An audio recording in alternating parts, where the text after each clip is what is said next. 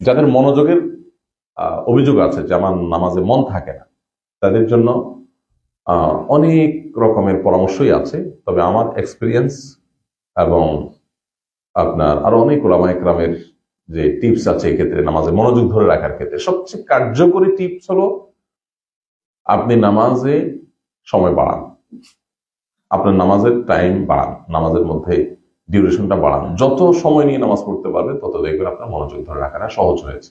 যত টাইম নিয়ে নামাজ পড়বে, আপনি 2 রাকাত নামাজ সাধারণত আপনার 3 মিনিট লাগে, আপনি একে 5 মিনিটে নিয়ে আসেন। 4 রাকাত নামাজে আপনার 5 মিনিট লাগে, আপনি 10 মিনিটে নিয়ে আসেন।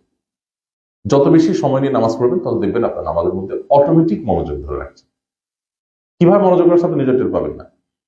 আপনি এটা আজকে থেকে এক্সপেরিমেন্ট শুরু করতে পারেন। আপনি রুকুতে ধরেন 15 সেকেন্ড 20 সেকেন্ড টাইম দেন, আপনি এখন থেকে 30 সেকেন্ড 40 সেকেন্ড টাইম বরাদ্দ করেন, রুকুর জন্য 1 মিনিট বরাদ্দ করেন। আপনি 3 বার রুকু তাসবিহ পড়েন, তো এখন থেকে 5 বার পড়েন। আপনি যে গতিতে পড়েন স্পিডটা কমাই দেন। সব জায়গায় স্পিড ভালো না, মোবাইলে, নেটে, অন্যান্য ডিভাইসে স্পিড খুব ভালো দরকারি। সামান্য একটু হেরফেরের কারণে নতুন মডেল বের করে কোম্পানি যে স্পিড শুধুমাত্র কোয়ার্টার সেকেন্ড বেশি, সেজন্য আইফোন তার আরেকটা মডেল বের করেছে যে হ্যাঁ এটাতে আগেরটা চাইতে স্পিড কোয়ার্টার সেকেন্ড বেশি। ইউটিউবাররা দেখায় দেয় যে ক্লিক করার সাথে সাথে ওইটা চেতিটা আগে কাজ করে, কোয়ার্টার সেকেন্ডও না, দেখা যাচ্ছে 1 সেকেন্ডের 10 ভাগের 1 ভাগ মাত্র। তো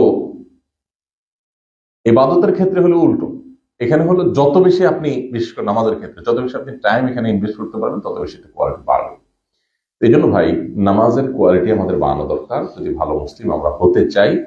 নামাজটাকে যদি আপনি এনজয় করতে চান, নামাজটা যদি আপনার পরিতৃপ্তি পায়, অনেকে আমরা নামাজ পড়ে মজা পাই না, এটা জাস্ট একটা দায় মুক্তির ব্যাপার, এটা কি বলে এটাকে একটা বোঝা, এটা পড়ে ফেলতে পারলে শেষ হয়ে যায়। দেখবেন যে কোনো সময় আপনার সামনে যদি 2টা অপশন থাকে, খাবার খাওয়া, নামাজ পড়া, প্রচন্ড ক্ষুধার্ত আছে, এদিকে নামাজেরও টাইম হয়েছে, কোনটা আগে করি আমরা? খাওয়া আগে না নামাজ আগে? আপনার ক্ষুধা লেগেছে খুব, আবার এদিকে নামাজের টাইম হয়েছে, কোনটা আগে করি আমরা?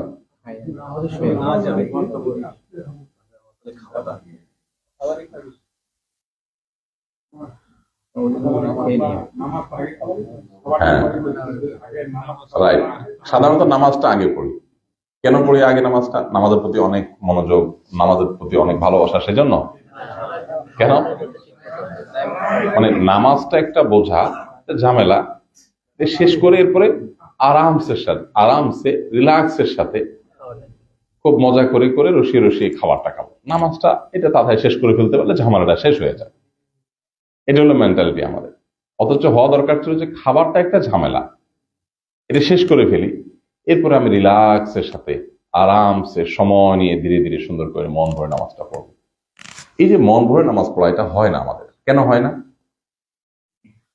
কারণ হলো আমাদের তৃপ্তি নাই। নামাজের তৃপ্তি কেন নাই? তার অনেক কারণ আছে। হালাল উপার্জন নাই, আমরা যা খাই সেগুলোর এফেক্ট আমাদের শরীরে পড়ে, আর অনেক বিষয় আছে। এর ভিতরে এই যে চোখের গুনাহ, বিশেষ করে যে পরিবেশে আপনারা থাকেন, যেদিকে তাকাবেন চোখের গুনাহ।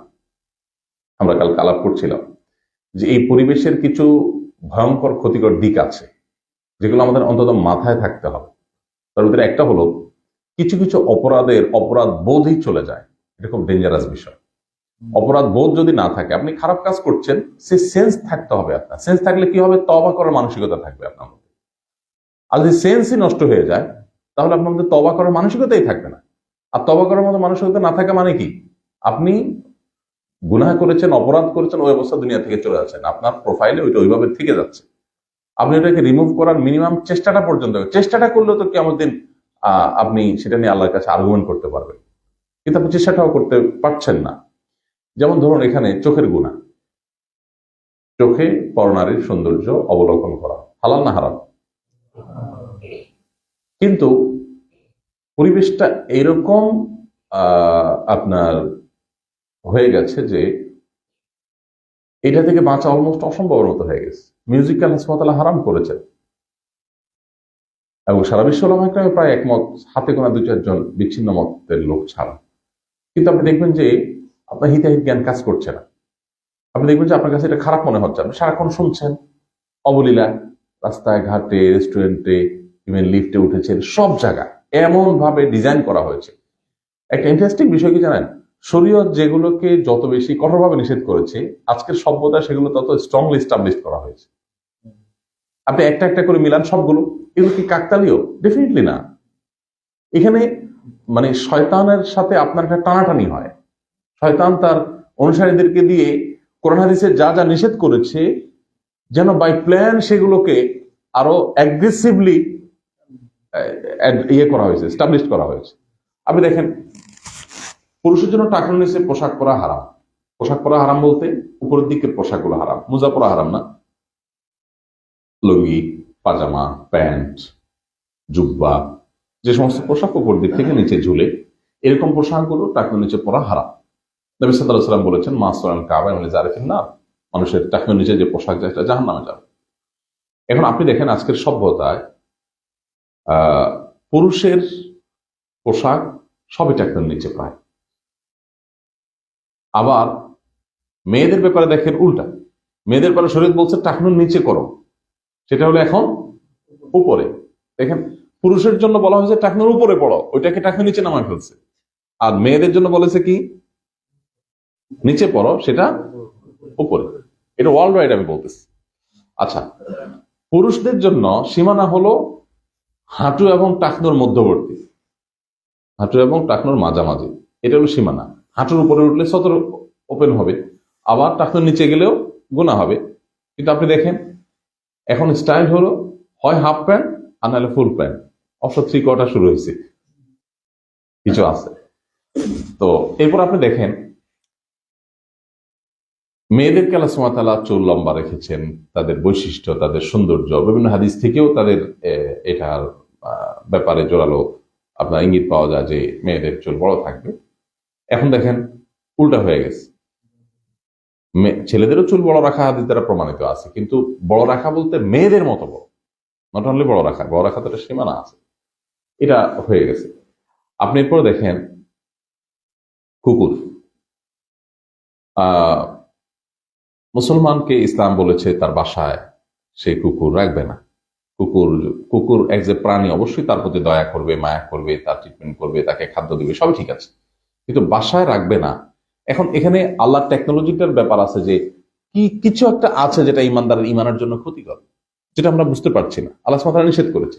এখন দেখেন এইটা সারা বিশ্বেই, আপনি আমার দেশেও বলেন, এইটাকে মানুষ যতটা রাখে, বাসার একেবারে বেডরুম থেকে নিয়ে সবচেয়ে ঘনিষ্ঠভাবে মেশা হয় যে প্রাণীর সাথে, এটার নাম দেখেন, যেটা নিষেধ করা হচ্ছে ওইটাই সবচাইতে ঘনিষ্ঠ, সবচেয়ে বেশি। এভাবে আপনাকে আমি অন্তত 20টা-50টা এক্সাম্পল দিতে পারবো যে করোনাতে যেটা নিষেধ করেছে ওটার বিপরীতটা খুব অ্যাগ্রেসিভলি এস্টাবলিশ করা হয়েছে। তো এখানে শয়তান কাজ করছে যেটা বোঝা যায়। আপনি যখন নামাজ পড়েন, আল্লাহর স্মরণের জন্য নামাজ, আল্লাহর স্মরণ ছাড়া বাকি সবই স্মরণ হয়। তাহলে ঠিক করার উপায়টা কি? উপায় হলো ধীরস্থিরতার সাথে নামাজ পড়া, সময় নিয়ে নামাজ পড়া। নবী করিম সাল্লাল্লাহু আলাইহি সাল্লামের সামনে একবার এক ব্যক্তি এসে মসজিদে নববীতে মসজিদে ঢুকে নামাজ পড়েছেন 2 রাকাত, পড়ে এরপর নবীজি বসা ছিলেন, তাকে এসে সামনে সালাম দিলেন। সালাম দেওয়ার পর নবী করিম সাল্লাল্লাহু আলাইহি সাল্লাম জবাব দিয়েছেন, জবাব দিয়ে বললেন, ইরজা ফাসাল্লি ফাইন্নাকা লাম তুসাল্লি, যাও আবার নামাজ পড়ো, কারণ তোমার নামাজ হয়নি। এরপর দ্বিতীয় দফা বেচারা আবার 2 রাকাত নামাজ পড়ে আসলেন। আসার পর নবী সাল্লাল্লাহু আলাইহি সাল্লামকে আবারও সালাম দিলেন, তিনি আবারও সালামের জবাব দিয়ে বললেন, যাও তুমি নামাজ পড়ো, তোমার নামাজ হয়নি। থার্ড টাইম একই কাহিনী ঘটলো, যে নবী সাল্লাল্লাহু আলাইহি সাল্লামের কাছে এসে তিনি সালাম দিলেন, এবার নবী সাল্লাল্লাহু আলাইহি সাল্লাম বললেন, তোমার নামাজ হয়নি, আবার পড়ো। এবার ওই সাহাবী বলছেন, হে আল্লাহর রাসূল, আল্লাহ শপথ করে বলছি যে এর চাইতে ভালো নামাজ তো আমি আসলে জানি না, আপনি আমাকে শিখাইয়া দেন। আচ্ছা, আমরা হলে কি করতাম বলেন তো? 3বার নামাজ পড়েছেন ওই সাহাবী, পড়ে 4র্থবার আসার পরে তাও এভাবে বলেছেন যে আমি এর চেয়ে ভালো পারি না, আমাকে আপনি শিখাই দেন।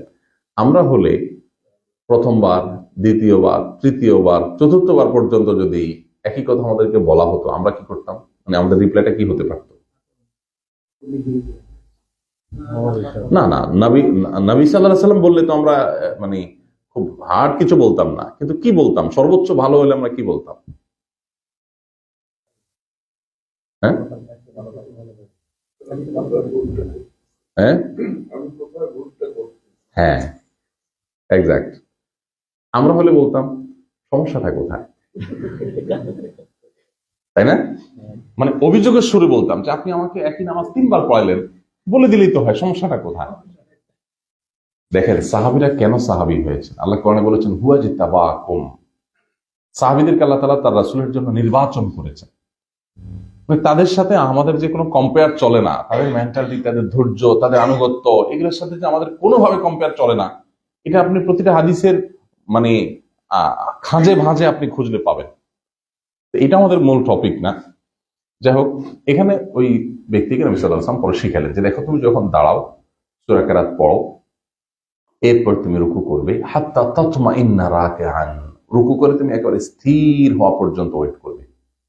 তার মানে তারপর তোমার রুকু স্টার্ট হলো, রুকু করবে। রুকু করার পর তুমি যখন দাঁড়াবে, টান টান সোজা হয়ে দাঁড়িয়ে অপেক্ষা করবে।